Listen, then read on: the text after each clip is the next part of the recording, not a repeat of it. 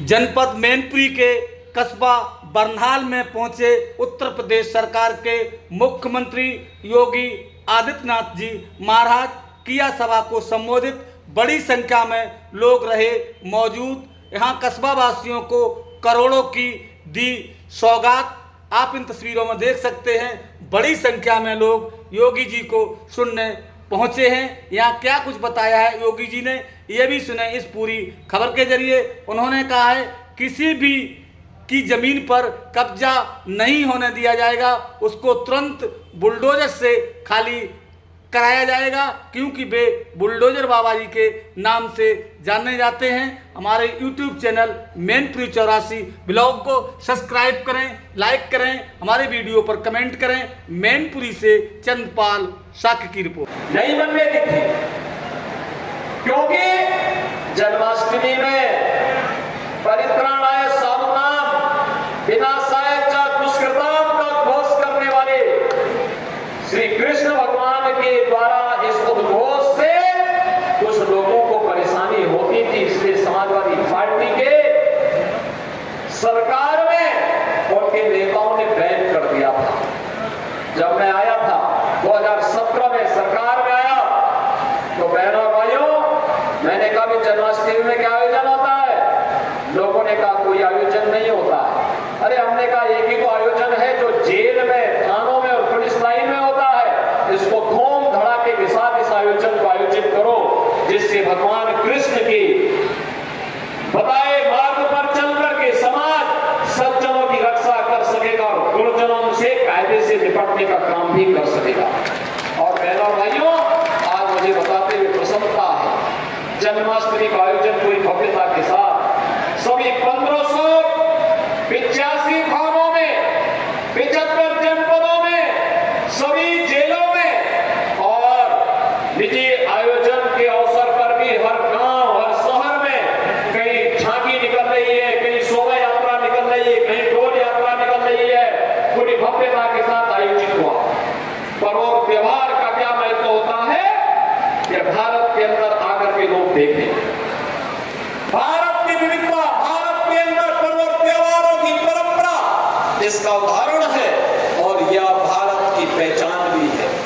उस पहचान को बनाए रखने के लिए सरकार के स्तर पर प्रयास हो रहे हैं, नए नए अभियान चल रहे हैं। और आज मैं आपको यही आश्वस्त करने के लिए आया हूं कि बहनों और भाइयों, सरकार विकास के साथ भी आपको जोड़ना चाहती है। सरकार नौकरी और रोजगार के साथ भी जोड़ना चाहती है। सरकार हर तबके के उत्थान के लिए कार्य करने के लिए पूरी तत्परता के साथ कार्य कर रही है। आप भी भारतीय जनता पार्टी की डबल इंजन सरकार के इस अभियान का हिस्सा बने।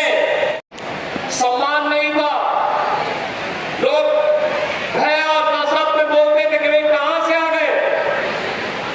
होटल की बात तो दूर, धर्मशाला में भी कमरा नहीं मिल पाता था। बहनों और भाइयों, आज आपके सामने पहचान का संकट नहीं है। भारतीय जनता पार्टी की डबल इंजन सरकार ने जो कहा सो करके दिखाया। हमने कहा था अपराध और अपराधियों के प्रति जीरो टॉलरेंस की नीति के तहत कार्य करेंगे। आज आपको ये दिखाई दे रहा होगा। हमने कहा था कि प्रदेश को निवेश का ड्रीम डेस्टिनेशन बनाएंगे। आज 40 लाख करोड़ रुपए का निवेश इसका उदाहरण है। हमने कहा था कि हम लोग उत्तर प्रदेश को इंफ्रास्ट्रक्चर का मॉडल खड़ा करेंगे। आज एक्सप्रेसवे, हाईवे और inter state connectivity, air connectivity इसका उदाहरण है। हमने कहा था उत्तर प्रदेश में देश का सबसे अच्छा निवेश करवाएंगे। 40 लाख करोड़ रुपए के निवेश आज उत्तर प्रदेश के अंदर होने जा रहे हैं। बहनों और भाइयों, हम लोगों ने कहा था कि उत्तर प्रदेश को देश की अग्रणी अर्थव्यवस्था बनाएंगे। 17 में हम लोग आए थे, 7वीं बड़ी अर्थव्यवस्था थी। आज उत्तर प्रदेश देश की नंबर 2 की अर्थव्यवस्था है, और अगले 3 से 4 वर्ष में इसे देश की नंबर 1 की अर्थव्यवस्था बनाना है, जिससे हर चेहरे पर खुशहाली लाई जा सके, हर नौजवान के हाथ को काम दिया जा सके। हमने कहा था आज तो प्रदेश में किसी किसान की जमीन पर कोई कब्जा नहीं कर रहा है। आज तो किसी व्यापारी का भ्रमण नहीं होता है। आज तो साथ कोई खिलवाड़ करने का दुस्साहस करेगा तो उसे मालूम है कि उसके दुस्साहस की क्या कीमत उसे चुकानी है, और साथ साथ चुकानी ही नहीं है,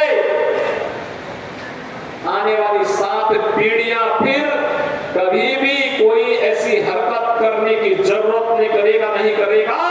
इस प्रकार की एक सबक भरी कार्रवाई सरकार के स्तर पर होती है।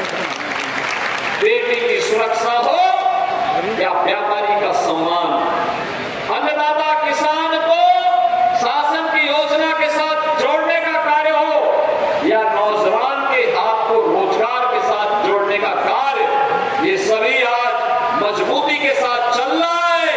और इसीलिए तो जब 25 करोड़ उत्तर प्रदेश वासी बोलता है कि 25 करोड़ की आवाज एक साथ जब आगे बढ़ती है तो बहनों और भाइयों, 25 करोड़ की आवाज उत्तर प्रदेश को अब बीमारू राज्य नहीं बल्कि देश का एक विकसित राज्य के रूप में स्थापित करता है, अनलिमिटेड पोटेंशियल के राज्य के रूप में स्थापित करता है। भागीदार होते थे और बाद में जब ज्यादा वसूली होती थी तो चाचा को धकेल दिया जाता था, भतीजा अकेले ही बैग लेके भाग जाता था।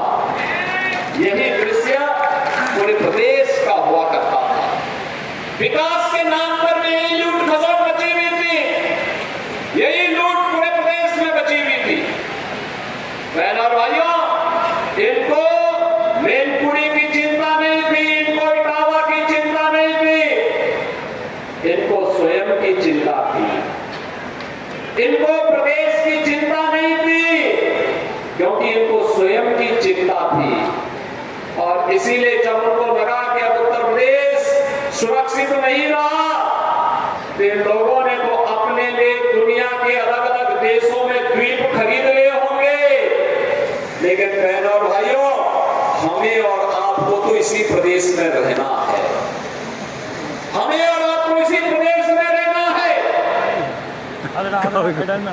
चाचा की तो नियति ही है हमेशा धक्का खा करके वहीं पड़े रहना, लेकिन बहनों और भाइयों,